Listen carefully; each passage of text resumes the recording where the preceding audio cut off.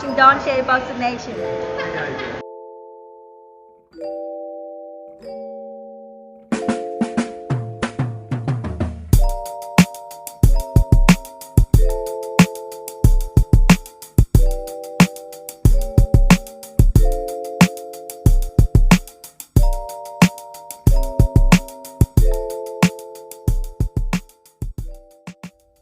Dante's Boxing Nation, what's going on, guys?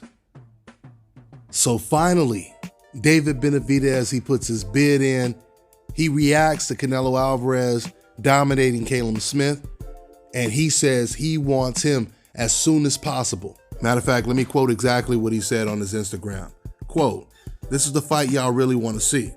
I will go through anybody to get to Canelo if that's what needs to be done. I'll be ready when my opportunity comes, and I'll guarantee to make it a war." End quote. And then David, he already put a poster up on his Instagram of a fight between him and Canelo. Listen, there is no doubt about it. Canelo wants no parts of David Benavidez, just like he wants no parts of Jamal Charlo or Demetrius Andrade. But David is in a position to where he could possibly force Canelo Alvarez to take this fight or vacate his belt again and try to call up his buddy Mauricio Solomon and ask him if he can make up another belt and give it to him. Because this is the situation, the ridiculous situation that's going on in boxing right now. It's always made up as they go, especially when it comes to the WBC.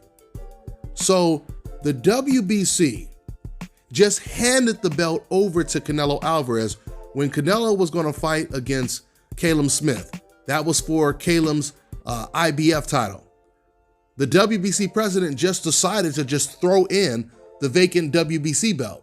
Now remember, Canelo Alvarez, he had requested to fight Avni Yildirim for the vacant title once Benavidez lost the belt on the weight scale. So when DAZN rejected Avni Yildirim as an opponent for Canelo, telling him he has to face better competition, Canelo said, "Forget it, well, I'll just leave you guys." So they let him out of his contract. He fights Caleb Smith, and then the WBC president says that now you'll be ordered to fight Yildirim if you get past Caleb Smith. So in other words, Mauricio made Yildirim this mandatory. Now, usually the way it works is when you become a mandatory, it's because you're the number one contender, right? Only in the world of the WBC does a person become a mandatory and he's ranked number 2. Because that's Yildirim's situation. So Yildirim is ranked number 2, but guess who's ranked number 1? David Benavidez is ranked number 1. So how is Yildirim getting a guaranteed shot at Canelo's belt before the number 1 contender David Benavidez does? See guys, this is the whole reason why the WBC president just decided to hand the WBC belt over to Canelo Alvarez, because he understood that if he would have left that belt sitting vacant, then David Benavidez and Yildirim would have most likely had to fight for it. And then that would derail the plans of Canelo Alvarez wanting to be a unified, undisputed champion at 168. Because once again, I'm sure Mauricio Solomon, he already knows, like we all know, that Canelo doesn't want to fight David Benavidez. But the good news for David is he's still in a great position to push for either Canelo next, or he should be the one fighting Yildirim in a title eliminator bout. All David has to do is reach out to the WBC and make it happen. Because there's no way the WBC can justify making Yildirim a mandatory when he's ranked number 2 and not David Benavidez. We haven't seen Canelo Alvarez in a real solid 50-50 fight since the Golovkin fight. And we know both of those fights ended in controversy. The only time we're going to see Canelo in a real fight is if he's going up against David Benavidez, Demetrius Andrade, or Jamal Charlo. And this is the reason why Canelo doesn't want to fight these guys, because he knows that it will be a real fight. You know, it's so funny to me how hypocritical these Canelo fans are.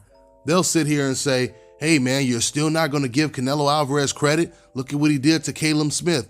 etc., right? Listen, I wasn't asking for Canelo to fight against Caleb Smith.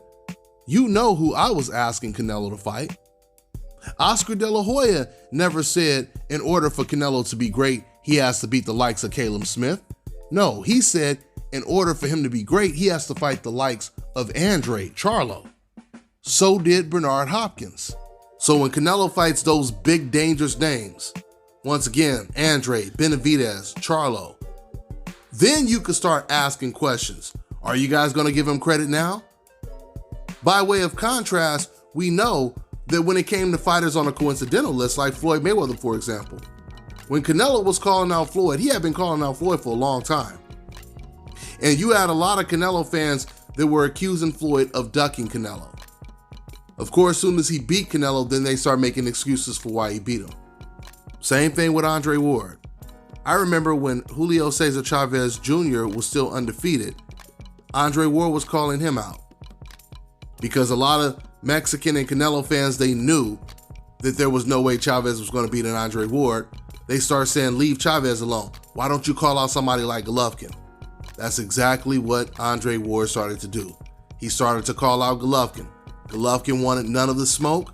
So then this is when HBO and a lot of fans, they asked Andre Ward, why don't you move up to a higher weight class and fight Sergey Kovalev? Surprisingly, Andre Ward, he obliged them, and that's what he did. Not only did he fight him, but he beat him twice, stopping him in the second fight. All of these Canelo fans are saying, hey man, are you going to give him credit? Do you think any of those fans gave Andre Ward credit after he actually did what he was asked to do? Absolutely not. And that's what I'm telling you in this situation. If Canelo is doing what we are asking him to do, and he wins with no controversy, that's when he's going to earn big time credit. But he's not doing that right now. He's fighting better fighters than Rocky Fielding, but he's not fighting the most dangerous. We all knew going into the Caleb Smith fight, that wasn't a 50-50 fight. Of course, people thought, well, maybe Caleb, he'll do better than expected, etc., but it wasn't a 50-50 fight. All those fighters I mentioned that I said Canelo needs to fight, those are all 50-50 fights. Those are literally the type of fights where you're going to have split predictions on who's going to win the fight. And to know how great or how good Canelo really is, those are the fights we need to see. But I truly believe Canelo Alvarez, he wants to go nowhere near a David Benavidez, an Andre, a Charlo. If Canelo truly wants to be the undisputed pound-for-pound best fighter in the world, these are the fighters he's going to have to beat. I mean, we get it, Canelo. We know already you can beat white European fighters. The question is, can you beat the best Mexican fighters out there? Can you beat the best Black American fighters, undefeated Black fighters out there? Matter of fact, speaking of Black fighters, towards the end of the broadcast with Canelo versus Smith, Sergio Mora was bold enough to say something that no one else, I guess, was willing to say when it comes to DAZN. He said, look, you have to have fast hands and fast feet to beat Canelo Alvarez. He said all of the fighters that gave him problems were Austin Trout, Floyd Mayweather, Erislandy Lara. And when it came to Lara, he even broke it down and explained why Lara was giving him so many problems. He said because he was a southpaw, because he was such a good boxer. So after saying all of that, you would expect Sergio to say, that's why I want to see Canelo against Demetrius Andre, who's also a southpaw, like he was referring to when he talked about Lara, or Jamal Charlo, right? But instead of him mentioning a Black fighter, he said, that's why I want to see him against Caleb Plant. Because Caleb Plant does have like a Floyd Mayweather type of imitation style. So I don't know if he's just on that DAZN talk where they're trying to all be on code, but it was surprising for a couple different reasons. So anyway, of course, Canelo, he continues to say he's not afraid of anyone. He's not running from anyone. He'll fight anyone. But we know actions speak louder than words. And right now, as good as Canelo looked against there's absolutely Smith, no reason for him to take 2 or 3 steps back and fight an Avni Yildirim. but this has always been Canelo Alvarez's pattern. Every once in a while, he'll fight a good opponent, and he always follows that up with like a Rocky Fielding or a Yildirim. But if he's completely active, there's no reason for him to continue this pattern. I want to see how good Canelo is. I want to see how good Andre and Charlo is. And if you guys keep saying that Canelo Alvarez is number one, that's the reason why fighters like Andre and Charlo are going to go after him. You can't have it both ways. You can't say, oh, Canelo is the best, but you don't want anyone to fight him. It doesn't work that way. If you guys say he's the best, then that's who everyone is going to go after. So I'll close out with saying this. David Benavidez, he really needs to step his game up when it comes to forcing the WBC to do the right thing. He should be in the mix, no doubt about it. Legally, he has every right to either fight Yildirim next for that strap, or fight or be the mandatory for Canelo. Let's see how it plays out.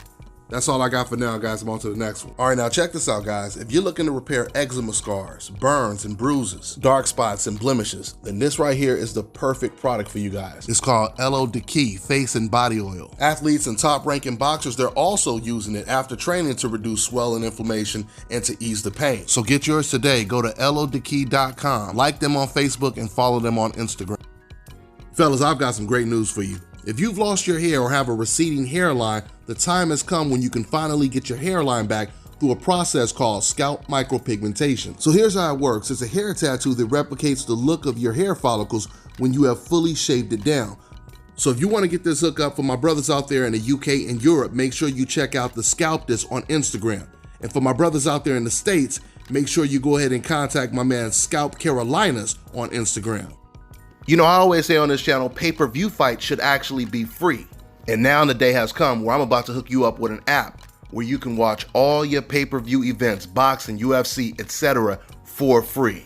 I want to introduce Block TV, the best internet streaming television app out there. They provide over 3,600 channels, including HBO, Cinemax, Showtime, and Stars. They have a massive video on demand library with over 40,000 of the new release movies and the latest TV series. And it also includes DVR. So you're getting all of this for $34.99 a month. And once again, that includes free pay-per-view. So this one right here is a no-brainer, guys, because back in Las Vegas, I was paying damn near $200 a month for my cable. Those days are long gone now. So to get the app, make sure you guys go over to getblocktv.com and put in my promo code and get 30% off your first month. You also get a free month for every friend you refer. The promo code is DBNation.